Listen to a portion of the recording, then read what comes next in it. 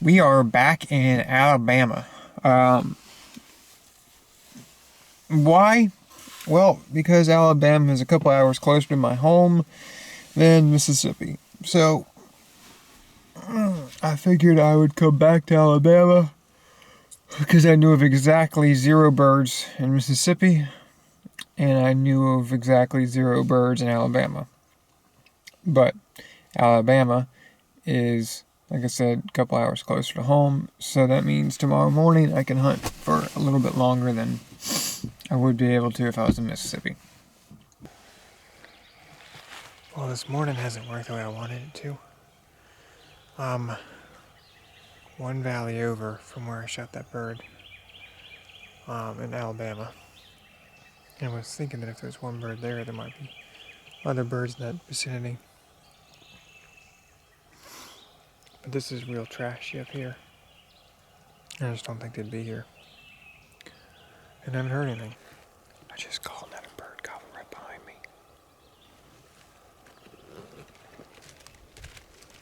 I'm sitting much farther away than I would like.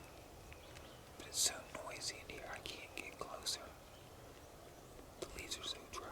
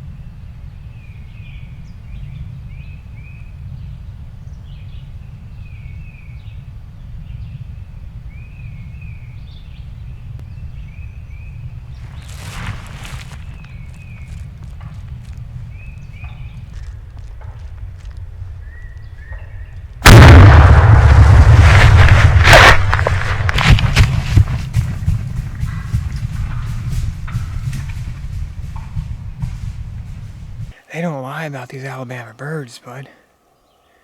They don't gobble. Hardly at all. But they drum. I'm gonna go through this little recap of this hunt here. So, right back here is the road. Walked down that road. I was literally standing right there. Called, yelped. And one of these days I'll remember to turn on the camera every time I call, but I yelped once, clucked a couple times, yelped again, and on that second yelp I kind of got some emotion put into it. You know, I got a little heated, like I was looking for some real hot attention. Bird gobbled down over here. Now there's a little ridge that this road runs down, and then there's a little gut, and then there's another ridge on the other side. And I felt like he was probably just on the ridge on the other side, not that far. Normally, I would have liked to have been closer to him before I sat down, but it's so dry in here that I just couldn't move any closer. So I sat down, and I thought they would go up high. And I've got a nice clear view up high. I turned the camera up high. I thought that's how they're going to come. Because they were already, I thought, up high. So I'm sitting here. And I clucked 2 more times. 2 soft clucks. And I scratched in the leaves. And off to my left, I hear... And I look over and there's a longbeard standing there. And then I see movement, and I can tell that there's 3 longbeards. And they had snuck in on my left. The one I ended up shooting, I'm pretty certain was the strutter. But he walked up. All 3 of them walked up. One of them I thought made me at one point. But I sat real still, and he didn't move, or he didn't, spook off. And they all started walking across this road, and they went down on the other side. Now, this is kind of a key point to what I was saying the other day on that Mississippi bird, and what I try to do when I'm sitting down. So behind me, on the other side of that road, it dips down. In front of me, right here, I put this cover. Because on these pine trees, there's not a whole lot of natural cover to sit down to. There's not a lot of stuff around you. So I try to do that to break up my outline and to make them have to come look for me. Well, they did. They came over and they looked, and then this guy started working his way back, and I guess he went over there, looked down on that valley, which is open a little bit, didn't see her, and thought that he had just overshot and was coming back, because he drummed right before I shot him. Comes up, and he makes me out as well, but he didn't know what I was, but he didn't like me. So we started to walk away, and he stepped behind a tree, and I knew I didn't have full cover for the direction my gun was. I mean, my gun's facing 90 degrees away from where they are. But I was hoping that it was going to be enough that I might be able to swing. There was some thicker stuff that he had just walked into, so I was hoping he wasn't going to be able to see too much of my movement and not really get spooked, and I was counting on him just staying still. I swung. He definitely saw me. Putted a couple times, stepped into a small opening, and I pulled the trigger. You gotta know when to move. Absolutely, you gotta know when to move. All 3 of these birds down south have been like that. Oh man. Second tag filled in Alabama. Awesome. Awesome. Alright guys, another thing that I wanted to go over is to my decision to move when I moved. Because there was 3 of them together, I was also banking on them being 2-year-olds. And judging by his spurs, it's never a foolproof plan here to judge a bird by its spurs, because they come in all shapes and sizes and all that stuff. But looking at these guys, not very pointy. Still fairly long, but I would judge him to be a 2-year-old. Which explains how I was able to get away with that movement. Now the downside to this is I'm hunting tomorrow morning as well, and while I've got birds here, I shot the one that strutted and was probably the one that was gobbling. So I don't know if they're going to gobble tomorrow. Do you guys have any special traditions when you are turkey hunting?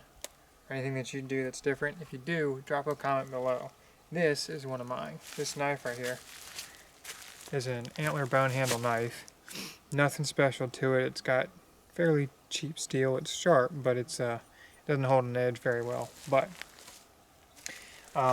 this knife was made by one of my dad's friends from South Carolina, and he gave it to me. Since I've gotten this knife, and I got this knife when I was about 14 or 15, it has cleaned every single turkey that I've shot. So this is part of my process is that I've got to use this knife. So whenever I'm traveling, whatever it is, this knife is it's pretty special to me. Right on cue, right before gobble time. Here comes the rain.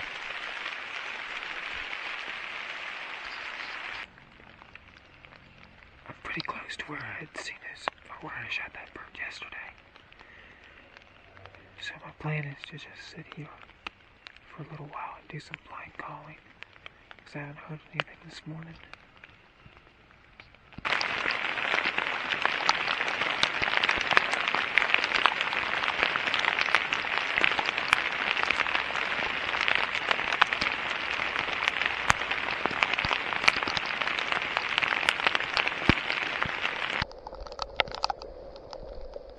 Starting to come down pretty good. I'm headed back to the truck.